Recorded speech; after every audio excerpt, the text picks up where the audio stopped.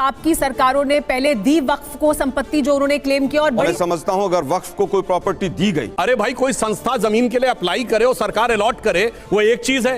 एक है कि सरकार की जमीन पे कोई क्लेम कर दे और सरकार के ले जाओ। छोड़िए हिंदुओं को, सिखों को ऐसी पावर है ना। गुरुद्वारा लिया जा चुका है वक्फ बोर्ड में 2022 में। ईसाइयों को पावर है ना, यहूदियों को पावर है ना, पारसियों को पावर है ना। तो मेरे भाई अब्दुल को कौन खोपड़ी में बैठा रहा है?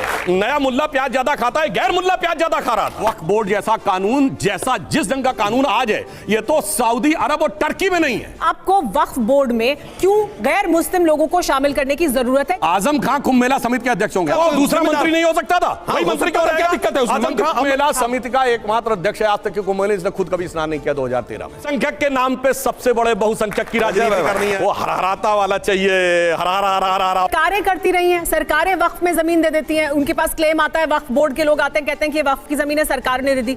तो ये क्यों इतने सालों से चला रहा था? क्या इसको व्यवस्थित करने की जरूरत नहीं थी और आपकी सरकार ने किया ऐसा? क्या कुंभ में पैसा देना सरकारें बंद कर देंगी? विवाद नहीं है उस पर, मैं पूछ रहा हूं। उसमें भ्रष्टाचार के तमाम आरोप लगे, 7-8 हजार करोड़ रुपया टैक्स पेयर्स का लगा, क्या उसको बीजेपी सरकार बंद करेगी? मैंने वही कहा। एक मिनट भाई, आर्टिकल 14 इक्वालिटी बिफोर लॉ कहता है, आर्टिकल 15 कहता है डिस्क्रिमिनेशन नहीं होना चाहिए, भेदभाव। ये जो कानून है ये पूरी तरह से भेदभाव के तहत है। क्या आज आप कहते हैं सही बात है, एक मिनट कि वक्फ बोर्ड में कोई भी मुस्लिम के अलावा नहीं दे सकता है?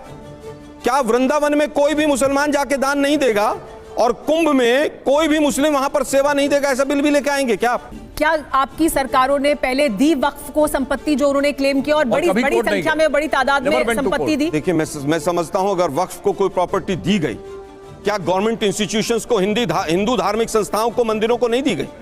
क्या डीडीए ने 1000 से ज्यादा हिंदू मंदिरों को नहीं दी है? वो डीडीए किसके अंदर है भाई? वो सिर्फ केंद्र सरकार के अंदर नहीं है क्या?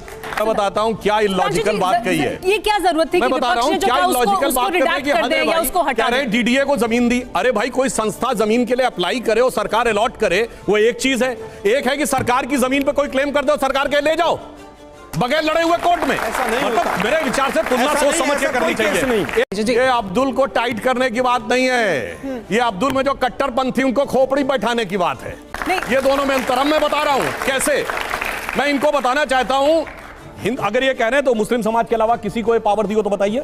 छोड़िए हिंदुओं को, सिखों को ऐसी पावर है ना। गुरुद्वारा लिया जा चुका है वक्फ बोर्ड में 2022 में। ईसाइयों को पावर है ना, यहूदियों को पावर है ना, पारसियों को पावर है ना। तो मेरे भाई अब्दुल को कौन खोपड़ी में बैठा रहा है? अब मैं दूसरी बात बताना चाहता हूं, एक और फैक्ट समझिए।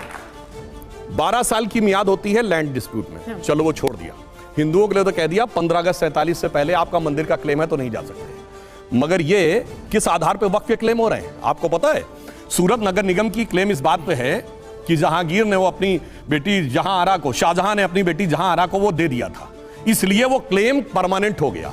तिरुचिरापल्ली का 1500 साल पुराना मंदिर इसलिए वक्त की पेमेंट हो गया, जबकि 1400 साल पहले इस्लाम आया कि अरकाट के नवाब ने 1560 में दिया था। मैं पूछना चाहता हूं, संसदीय परंपरा की बात करते हो, या अरकाट के नवाब हो या शाहजहां का शासन हो, यह तो शुद्ध शरिया पे चलता था। इसमें तो जजिया लिया जाता था, इसमें जिम्मी का कॉन्सेप्ट था। ये जिम्मी का कॉन्सेप्ट जानते क्या होता है? इस्लाम मान्यता के अनुसार इस्लामी हुकूमत में प्रॉपर्टी पे जो गैर मुस्लिम हैं उनका क्लेम सेकेंडरी है, दे आर कॉल्ड जिम्मी। तो अगर क्लेम होगा between the dispute between Muslim and non Muslim, तो मुस्लिम विल प्रिवेल। तो जो जजिया लेते थे, जो जिम्मी करते थे, जिन्होंने गाजी की उपाधि धारण की है, हजारों को कत्ल करने की बात, उनके फरमानों को पार्लियामेंट्री व्यवस्था में मान्यता प्रदान की। शर्म आनी चाहिए मुझे लगता है। मैं बात तो पूरी कर लूं, मुझे पूरी बात करने दीजिए। देश आजाद हुआ, इस देश के 2 हिस्से इस्लामिक राष्ट्र बने और भारत आंशिक इस्लामिक राष्ट्र बना। और ये बात मैं गंभीरता से कह रहा हूं। इस देश के कानून में मैं 1 दर्जन चीजें ऐसे गिना सकता हूं जो मैं चैलेंज करके कहता हूं। सांसद कह रहा है कि आंशिक इस्लामिक राष्ट्र बना। अब देखिए, आप बोल रहे थे, मैंने डिस्टर्ब नहीं। सांसद कह रहा है, मैं बोल रहा हूं, और ये संसद में भी बोल चुका हूं। मेरे भाई परेशान ना होइए, ये डिबेट अलग है, हम एक-एक करके बोलें। आप एक सेकुलर राष्ट्र मुझे बताइए, 195 देश है, एक सेकुलर राष्ट्र बताइएगा जहां ट्रिपल तलाक, हलाला, मेहरम, हज subsidy, Waqf board, places of worship act और शरिया को कॉन्स्टिट्यूशनल मान्यता प्राप्त हो। सेकेंड, अगर शरिया और सर्वोच्च न्यायालय में मतभेद हो जाए, शाबानो केस की बात कर रहा हूं, तो भारत की संसद सर्वोच्च न्यायालय के निर्णय को रौंद कर शरिया को सर्वोच्च न्यायालय से ऊपर कर दे। मैं चैलेंज करके कहता हूं, एक सेकुलर देश बताइए, मैं अपनी बात वापस ले लूंगा। यह सिर्फ और सिर्फ मुस्लिम राष्ट्रों में होता है, और अन्य अधिकांश मुस्लिम राष्ट्रों में ट्रिपल तलाक नहीं था। ये तो लोग कहते हैं कि नया मुल्ला प्याज ज्यादा खाता है, गैर मुल्ला प्याज ज्यादा खा रहा था। इनके सामने समस्या यह थी, और इसलिए इनका उद्देश्य, मैं पूरी बात कर लूं, इसीलिए मैं आपसे कहना चाहता हूं कि इन्होंने जिस प्रकार के प्रावधान बनाए, आप एक मुझे देश बता दीजिएगा जहां शरिया को कॉन्स्टिट्यूशनल मान्यता प्राप्त हो। इसलिए मैंने आंशिक मुस्लिम राष्ट्र कहा। वक्फ बोर्ड जैसा कानून, जैसा जिस ढंग का कानून आज है, यह तो सऊदी अरब और टर्की में नहीं है। जिस ढंग का ट्रिपल तलाक का कानून पाकिस्तान और बांग्लादेश में नहीं है। मगर यहां आपने क्या किया, मैं आपको बताना चाहता हूं। ये जो अब्दुल को कह रहे थे ना टाइट करने को, अब्दुल को टाइट नहीं किया इन्होंने, अब्दुल की ऐसी तैसी कर दी। एक लाइन कहना चाहूंगा, इन्होंने उन मुसलमानों को जिन्होंने देश, उनके एक हिस्से ने देश में बड़ा बड़ा कंट्रीब्यूशन किया है। अभी उस्ताद जाकिर हुसैन की डेथ हुई थी, उस्ताद अफजद अली खां, उस्ताद बड़े गुलाम अली खां, वहां से लेके और डॉक्टर कलाम तक, उन सब की पहचान की बजाय पहचान आज की डेट में क्या हो गई, अपराधी और आतंकवादी पहचान हो गए।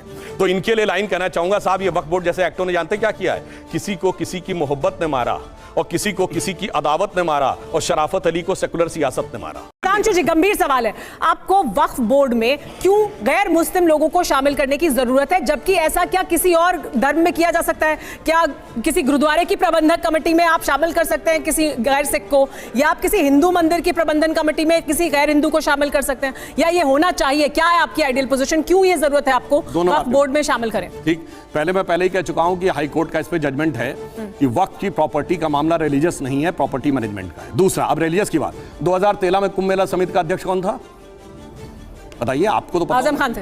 तो फिर आजम खान कुंभ मेला समिति के अध्यक्ष होंगे। आज एक मंत्री के नाते थे, वो मुसलमान के नाते नहीं थे। फिर आप बीच में डिस्टर्ब करने लगे। आप गलत बयानी कर रहे हैं भाई। बयानी क्या है? एक मंत्री थे, मंत्री है उसका, दूसरा मंत्री नहीं हो सकता था? वही मंत्री का क्या दिक्कत है? मंत्री को भी हिंदू मुसलमान में देखोगे क्या?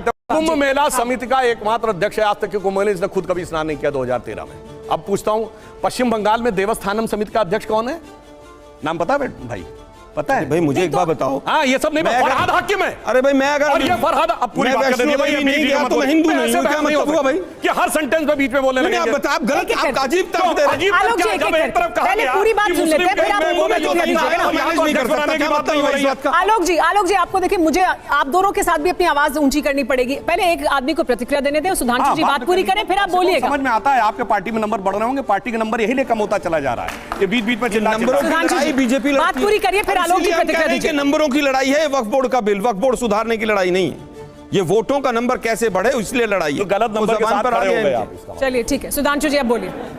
हाँ, मैं बताता हूँ, सुनिए। और ये फरहाद हाकिम जानते कौन है जिन्होंने बुला के? भाई, क्या गुरुद्वारा प्रबंधक कमेटी में मुसलमान को रख सकते हैं? हाँ या ना में उत्तर दीजिए ना भाई। मैं तो आपसे सीधी सीधी बात नहीं रख सकते। लेफ्ट राइट आगे पीछे सिर्फ हिंदुओं की कमेटी में आप रख सकते हैं। बताइए, ये सेकुलरिज्म का प्रतीक है, इसीलिए मैं बताना चाहता हूं सिर्फ हिंदू कमेटी में रख सकते हैं, वरना आज तक ये बताइए। बाकी छोड़िए, अल्पसंख्यक विभाग मंत्रालय है और अल्पसंख्यक आयोग है, इन्होंने किसी गैर मुस्लिम राम मंदिर न्यास में कितने मुसलमान रखे हैं? मैं पूछना चाहता हूं, बताइए कभी आपने गैर मुस्लिम को अल्पसंख्यक? हमारे इस समय किरण रिजिजू जी अल्पसंख्यक मंत्री हैं और वो बौद्ध हैं। बताइए किसी बौद्ध को बनाया कभी?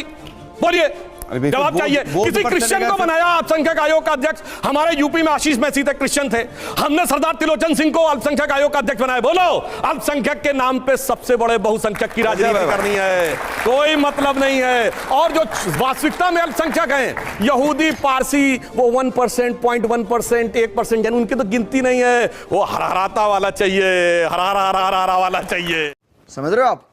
समझ रहे हो? खैर, जब सुधांशु त्रिवेदी ने प्रवक्ता महोदय के सारे सवालों के तार्किक तरीके से जवाब दिए, तो उधर योगी सरकार वक्फ बोर्ड से जुड़े मामलों पर बड़ा एक्शन लेते दिख रही है। दरअसल पहले उत्तर प्रदेश में सरकारी संपत्ति को वक्फ संपत्ति के रूप में दर्ज करने वाले अधिकारी व कर्मचारियों की पहचान की जा रही है, और इस संबंध में प्रदेश के सभी 75 जिला अधिकारियों से रिपोर्ट मांगी गई है। और शासन के इस फैसले के बाद संबंधित अधिकारियों व कर्मचारियों में खलबली सी मच गई है, और इस बीच सरकार अब इन संपत्तियों को फिर से अपने अधिकार में लेने की प्रक्रिया शुरू कर सकती है। खैर, योगी सरकार के इस कदम को लेकर आप सभी का क्या राय है, नीचे कमेंट सेक्शन में जरूर बताइएगा। और ऐसे वीडियोस के लिए और हमारे साथ जुड़े रहने के लिए चैनल को सब्सक्राइब जरूर कर लीजिएगा।